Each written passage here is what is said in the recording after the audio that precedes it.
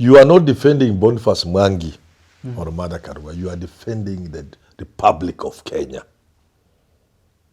You are asking Tanzania, don't play with the people of Kenya. Don't play with Kenya. No. We are willing to go to war with you because of one individual.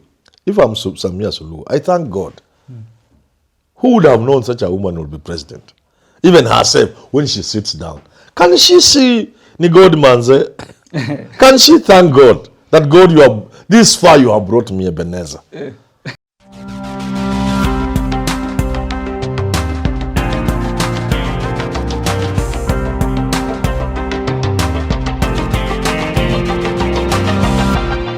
Great to see you. It is always a pleasure to have you joining us for our political conversations here on Herman Manyora's YouTube channel. These conversations are conversations I hope will help our leaders in making better policy decisions and informed political moves here in the country. And now across the borders, with activists being arrested and deported, Boniface Mwangi is missing. I'm here with Prof. Manyora. Great to see you. How are you doing? Good. You listen to this conversation that is happening about Kenyans going to Tanzania, actually fighting for the opposition leader who has been arrested. And you think to yourself, is the Kenyan government right by saying we enjoy a lot of freedoms here? We can't go and behave the way we behave here in Kenya in other countries. Is this the right way if you listen to Foreign Affairs Minister and Prime Cabinet Secretary Musalia Mudavadi speaking on the same? Well, you will forgive Mudavadi he's not a diplomat. He doesn't understand how countries behave. A serious country, you touch their citizen, they are on fire. Mambo ina utajua baadaye. Yeah. You touch an American here. You just touch an American here.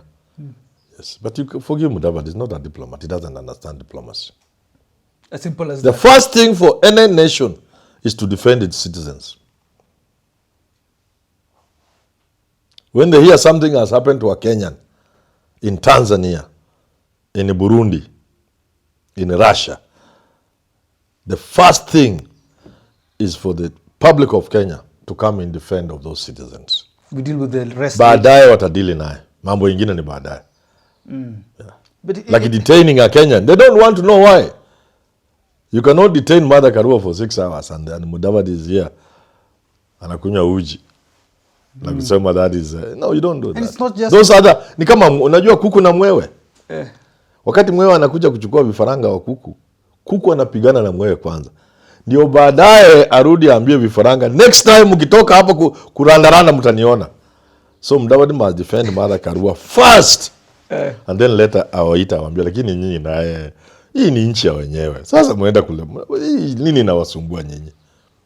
But there's a section of Kenyans who don't sympathize with what Boniface Mwangi is going through. We must talk about that too. Some say there's a lot of commercial activism.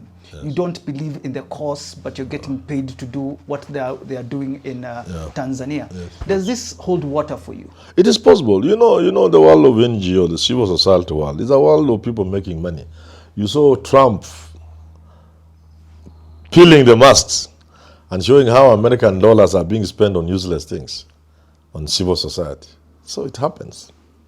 Yeah. I can't say no. Those things happen. That's how they make their money. That's how they make their living. Okay. Guys have never worked, but you see they own property. They drive wonderful cars. They live in wonderful places. But you can't blame them. There is money from the West. Why can't they eat it? Let them eat it.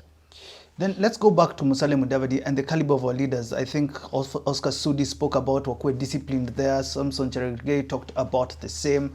But I want to focus on freedoms that we have in this country. Do you believe that Kenya has allowed a lot of freedoms or should other countries learn from Kenya? Because this is the same situation we're seeing in Uganda and now Tanzania. Freedoms are not allowed.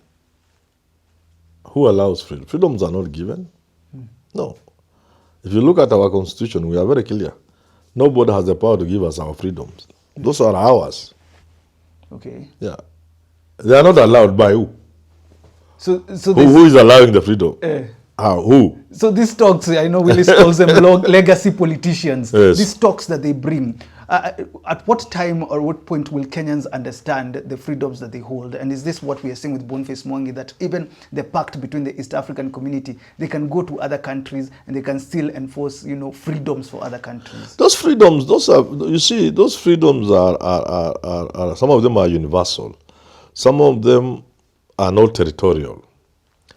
So if we are in the East African community and we must enjoy as brothers and sisters of the same region, you can't curtail those freedoms. Yeah. We feel for our brothers in Tanzania. We feel for our brothers in Uganda and Burundi and elsewhere. We may want them to enjoy the freedoms we enjoy. So a little of activism extended to them is a good thing to me. What do you think is the global image of East Africa? Now, the president of Tanzania is being called Idi Amin Mama. There is Yoweri Museveni, who was arrested, Besigye, President Ruto in this country, extrajudicial killings. What is the image of East Africa? Oh, okay, we're coming out looking bad. It is like, what I have participated in many international debates on both radio and television, especially radio. And what comes out is that people from Burundi, Tanzania, Uganda, they really admire our freedoms. So it is something they would also wish to enjoy. Something else that comes out is that the East African region seems to be backpedaling. Oh. That freedoms we had, for example, in Kenya, some things we had taken for granted. Some freedoms we had taken for granted. Somebody is beginning to question those freedoms. And the people of Tanzania and maybe Uganda, we knew they were not enjoying the same space like we are enjoying. But nobody was really cramping down on them. So there's a way in which you sadly see that we are making many steps backwards. Even the blocking of X in Tanzania, Yeah, Uganda. If I was Samia Suluhu Hassan, she finished Magfuli's term, Yes. And there's an election coming. Yes. I want to tell leaders, and I tell people, in fact, tomorrow I'll be in a meeting where I'm a director, and I want to tell people these things. Don't try to scheme unnecessarily. Just live a simple life. Do simple things. Wacha kukuwa mwerevu sana na mjanja sana. Hakuna haja. If I'm Samia Suluhu, I thank God. Who would have known such a woman would be president? Even herself, when she sits down. Can she see ni God manze? Can she thank God that God, this far you have brought me, Ebenezer? Surely. And I thank you, God. I have led the people of Tanzania. If they give me another term, I will thank you, God, and I will lead them. Should they see otherwise, I'll be willing to go home and join my fellow citizens of Tanzania, the United Republic of Tanzania, in building the nation. This is the new world we want. For leaders to begin seeing this. You know why we are poor? It ties in with what I'm saying. You know why we are poor as Africans? When we got independence, our energies were concentrated on two things. Energies and the resources and everything was put into, number one, preserving the state. Where the state simply meant the president.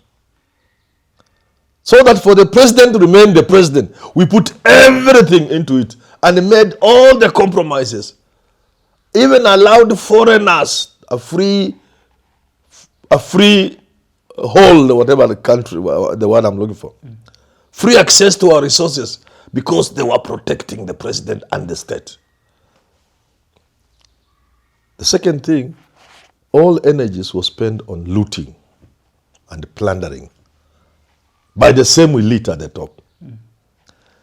If we had spared some time to develop our countries in Africa, we would be very far.